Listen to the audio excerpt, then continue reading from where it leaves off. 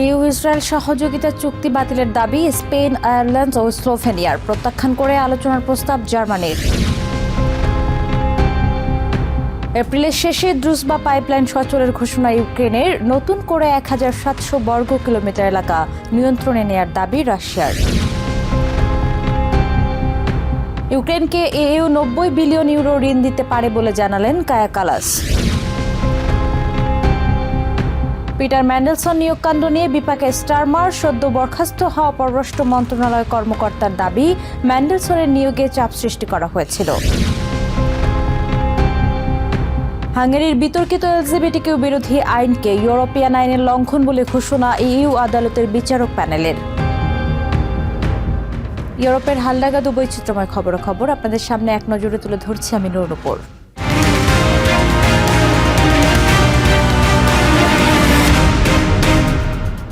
Gaza, Lebanon এবং West ব্যাংকে ইসরায়েলের সামরিক অভিযানের জেরে ইউরোপিয়ান রাজনীতিতে বড় ধরনের বিভক্তি দেখা দিয়েছে।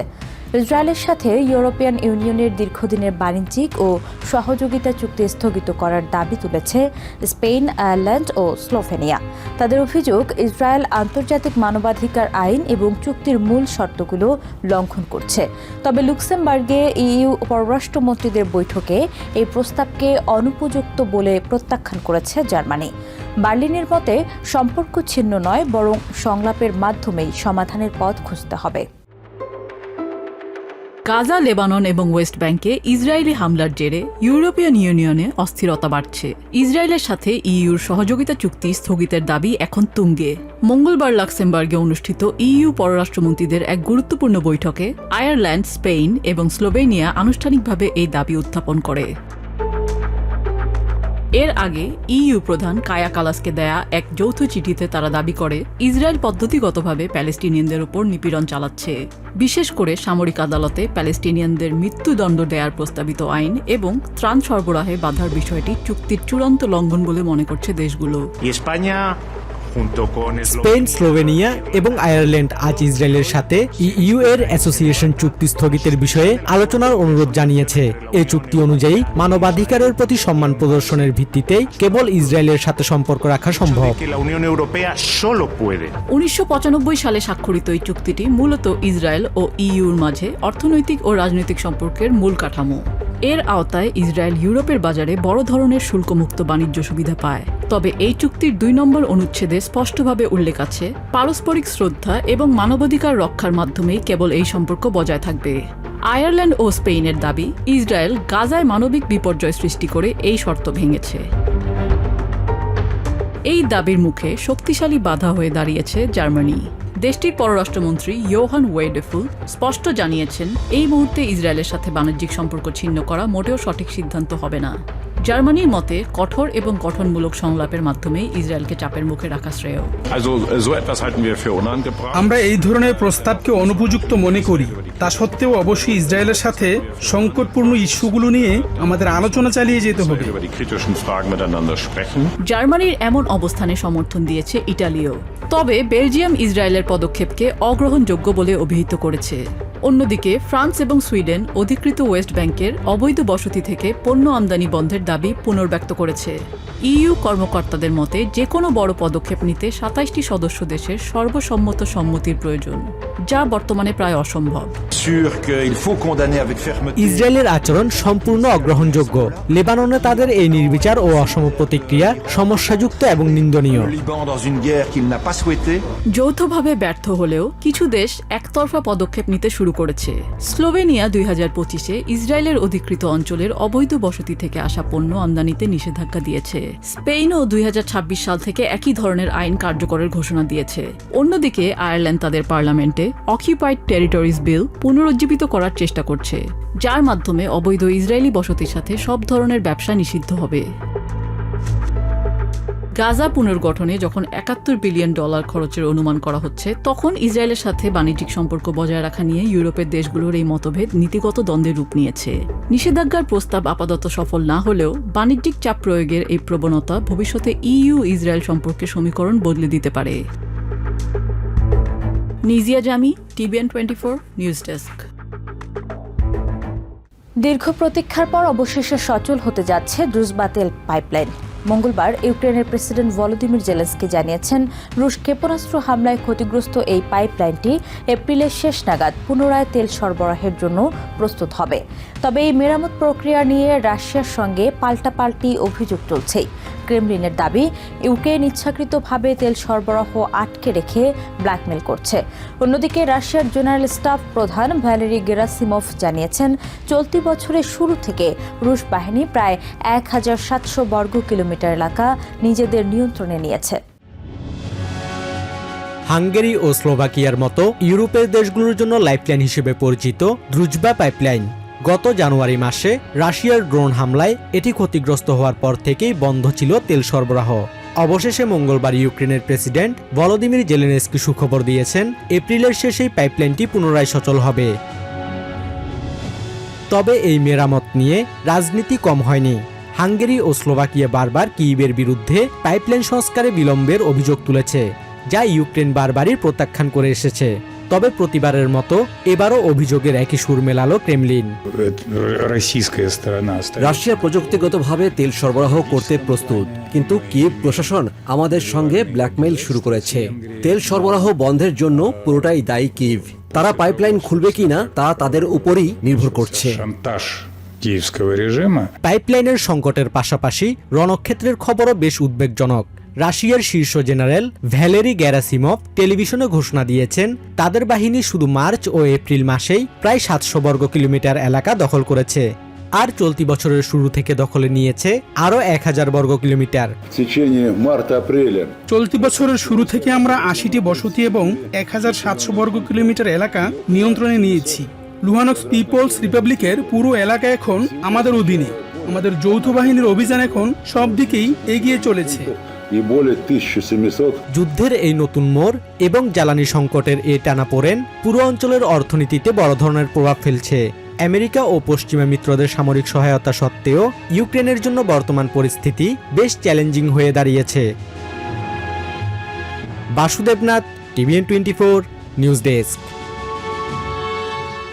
ইউক্রেনের জন্য 90 বিলিয়ন ইউরোর বিশাল ঋণ সহায়তার বিষয়ে বুধবার ইতিবাচক সিদ্ধান্তের আশা করছে ইউরোপিয়ান ইউনিয়ন। মঙ্গলবার লুক্সেমবার্গে EU পররাষ্ট্রমন্ত্রীদের বৈঠকের আগে সংস্থার পররাষ্ট্র নীতি বিষয়ক প্রধান কায়া কালাস এই তথ্য জানান। তিনি বলেন, ইউক্রেনের এই মুহূর্তে এই ঋণের অত্যন্ত প্রয়োজন এবং এটি একটি পরিষ্কার সংকেত যে রাশিয়া যুদ্ধে ইউক্রেনকে ছাড়িয়ে যেতে পারবে না। কালাসের মতে, বর্তমান পরিস্থিতিতে কিয়েভকে এই আর্থিক সমর্থন দেয়া অত্যন্ত জরুরি। এই ঋণ সহায়তার মাধ্যমে ইউক্রেনকে দীর্ঘমেয়াদী সুরক্ষা নিশ্চিত করা সম্ভব হবে বলে মনে করছে EU। First, we discuss, of course, the war in Ukraine, and we expect some positive decisions tomorrow on the 90 billion loan.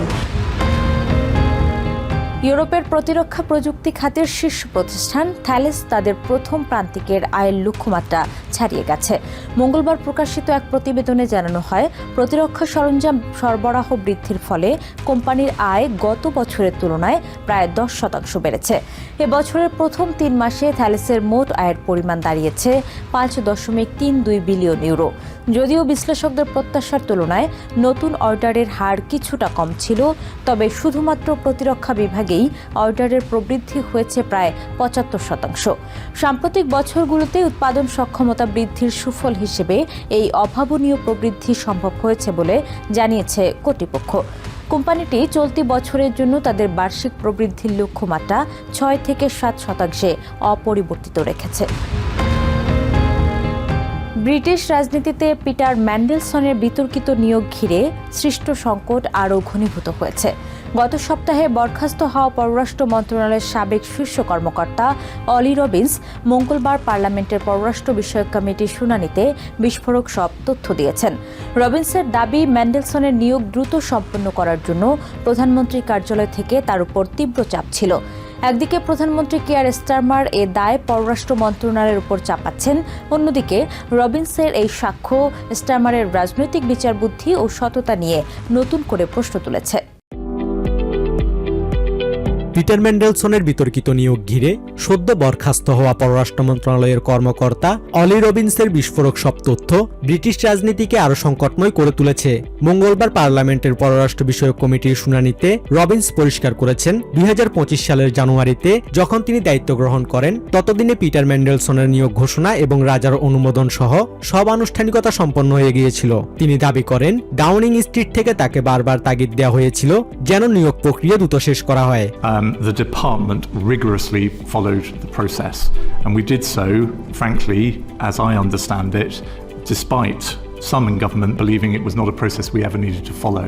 Robbins আরও জানান, নিরাপত্তা যাচাইকারী সংস্থা ইউকেএসবি ম্যান্ডেলসনের বিষয়টিকে নেতিবাচক হিসেবেই মূল্যায়ন করেছিল, কিন্তু সেই তথ্য মন্ত্রীদের জানানো হয়নি, কারণ পররাষ্ট্র মন্ত্রণালয়ের নিয়ম অনুযায়ী নিরাপত্তা সংক্রান্ত প্রতিবেদন গোপন রাখা হয়। That the Foreign Office needed quite serious reform. I was in the process of talking to the top team about quite a profound restructuring involving job losses. রবিন্সের সবচেয়ে চাঞ্চল্যকর তথ্য ছিল প্রধানমন্ত্রীর সাবেক কমিউনিকেশনস ডিরেক্টর ম্যাথিউ ডয়েলের নিয়োগ নিয়ে। তিনি জানান 10 ডাউনিং স্ট্রিট থেকে তাকে বারবার চাপ দেওয়া হয়েছিল যেন ডয়েলের জন্য একটি রাষ্ট্রদূতের পদ খুঁজে বের করা হয়। ডয়েলের বিরুদ্ধে ম্যান্ডেলসনের মতো একজন যৌন অপরাধীর পক্ষে প্রচারণা চালানোর অভিযোগ থাকা সত্ত্বেও এমন চাপ ছিল অস্বস্তিকর। There were several discussions initiated by Number 10 with me about potentially finding a head of mission opportunity for Matthew Doyle, who was then the Prime Minister's Director of Communications. বিশ্লেষকরা মনে করছেন রবিন্সকে দ্রুত বরখাস্ত করে স্টারমার ভুল করেছেন, যা তাকে এখন আরো বেশি বিপাকে ফেলেছে। যদিও প্রধানমন্ত্রী দাবি করেছেন তিনি নিয়োগ প্রক্রিয়ার জটিলতা সম্পর্কে কিছুই জানতেন না। Somebody who was able to come to the committee given a very convincing account of his actions, I think is going to cause much more political trouble for the Prime Minister than it ever had a hope of solving. Peter Mandelson 2025 সালের ফেব্রুয়ারি থেকে September পর্যন্ত আমেরিকায় ব্রিটেনের রাষ্ট্রদূত হিসেবে কর্মরত ছিলেন। আমেরিকার কুখ্যাত যৌন অপরাধী জেফ্রি এপস্টিনের সাথে তার গভীর সম্পর্কের তথ্য ফাঁস হওয়ার পর ম্যান্ডেলসনকে বরখাস্ত করা হয়। তবে চলমান বিতর্কের মূল কারণ হলো নিরাপত্তা যাচাই প্রক্রিয়ায় অকৃতকার্য হওয়ার পরও রাষ্ট্রদূত হিসেবে তাকে নিয়োগ দেওয়া হয়েছিল এবং সেই তথ্য রাখা হয়েছিল গোপন, যা বর্তমানে স্টারমার প্রশাসনকে জটিল পরিস্থিতির মধ্যে ফেলেছে। Basudebnath, TVN 24 news desk. হাঙ্গেরির বিদায়ী সরকারের বিতর্কিত এলজিবিটিকিউ বিরোধী আইনকে ইউরোপিয়ান আইনের লঙ্ঘন বলে ঘোষণা করেছে ইউরোপিয়ান আদালতের বিচারক প্যানেল। 2021 সালে পাশ করা এই আইনে স্কুলের সমকামিতা ও লিঙ্গ পরিবর্তন সংক্রান্ত আলোচনার উপর নিষেধাজ্ঞা আরোপ করা হয়েছিল। মঙ্গলবার লুক্সেমবার্গে এই রায় প্রদানকালে আদালত জানায় হাঙ্গেরির এই পদক্ষেপ ইউরোপিয়ান ইউনিয়নের মৌলিক মূল্যবোধের পরিপন্থী এবং এই আইনটি এলজিবিটিকিউ মানুষের সমাজের মূল স্রোত থেকে দূরে সরিয়ে দিয়েছে এবং তাদের পরিচয়কে হেয় বা ছোট করে দেখেছে। এই রায় হাঙ্গেরির নতুন নেতৃত্ব পিটার ম্যাজিয়ারের জন্য একটি বড় পরীক্ষা হিসেবে দেখা হচ্ছে। হাঙ্গেরির এলজিবিটিকিউ বিরোধী আইনকে বেআইনি বলে ঘোষণা করেছে লুক্সেমবার্গের ইউরোপিয়ান আদালত। মঙ্গলবার ইউরোপিয়ান ইউনিয়নের সদস্য রাষ্ট্রগুলোর মানবাধিকার পরিস্থিতি ও আইনের শাসন রক্ষার তাগিদ থেকে এই রায় দেয়া হয়। 2021 সালে পাশ করা বিতর্কিত এই আইনে স্কুলগুলোতে সমকামিতা ও লিঙ্গ পরিবর্তন সংক্রান্ত আলোচনার উপর বিধিনিষেধ আরোপ করা হয়। পাশাপাশি এলজিবিটিকিউ বিষয়ক বই বিক্রির ক্ষেত্রেও কড়াকড়ি আরোপ করা হয়েছিল। ইউরোপিয়ান আদালতের এই রায় হাঙ্গেরির দীর্ঘদিনের রাজনৈতিক ও সামাজিক নীতির ওপর এক বড় আঘাত। গত 16 বছর ধরে ভিক্টর অরবান যে কট্টর ডানপন্থী আদর্শ প্রতিষ্ঠা করেছিলেন তার অন্যতম বড় অনুষঙ্গ ছিল এই এলজিবিটিকিউ বিরোধী আইন। আদালতের রায়ে উঠে এসেছে হাঙ্গেরির এই আইনটি এলজিবিটিকিউ নাগরিকদের সমাজের মূল স্রোত থেকে দূরে সরিয়ে দিয়েছে এবং সামাজিকভাবে নিচু করে দেখার পরিবেশ তৈরি করেছে। রায়ে আরো বলা হয়েছে হাঙ্গেরি কেবল ইউরোপিয়ান ইউনিয়নের নিয়মই ভঙ্গ করেনি, বরং বাক স্বাধীনতা ও সেবা প্রাপ্তির মূল অধিকারও খর্ব করেছে। আদালত এই মর্মে ঘোষণা করছে যে শিশুদের সুরক্ষা এবং অভিভাবকত্ব আইন 1997 6 অনুচ্ছেদ প্রবর্তনের মাধ্যমে হাঙ্গেরি ইউরোপিয়ান পার্লামেন্টের নির্দেশনায় শর্তগুলো পূরণে ব্যর্থ হয়েছে। এটি ইউরোপিয়ান ইউনিয়নের চার্টারে বর্ণিত মৌলিক মূল্যবোধের সরাসরি লঙ্ঘন। এই আইনের বিরুদ্ধে হাঙ্গেরিতে মানবাধিকার কর্মীরা দীর্ঘকাল ধরে আন্দোলন করে আসছিল। হাঙ্গেরির নতুন নেতা পিটার ম্যাজিয়ার নির্বাচনী প্রচারে সমতার কথা বললেও এলজিবিটিকিউ অধিকারের বিষয়ে এখন স্পষ্ট অবস্থান নেননি। তাই আদালতের এই রায় তার পরবর্তী সামাজিক নীতির ওপর বড় ধরনের চাপ সৃষ্টি করবে বলে ধারণা করা হচ্ছে। Basudebnath, TVN 24 news desk. এক নজরে ইউরোপের আরও নানা খবর পেতে চোখ রাখুন টিভিএন 24 নিউজ নেটওয়ার্কের ইউটিউব ও ফেসবুক পেজে। নিউ ইয়র্ক থেকে সম্প্রচারিত টিভিএন 24 টেলিভিশন বিশ্বজুড়ে বাঙালির কণ্ঠস্বর।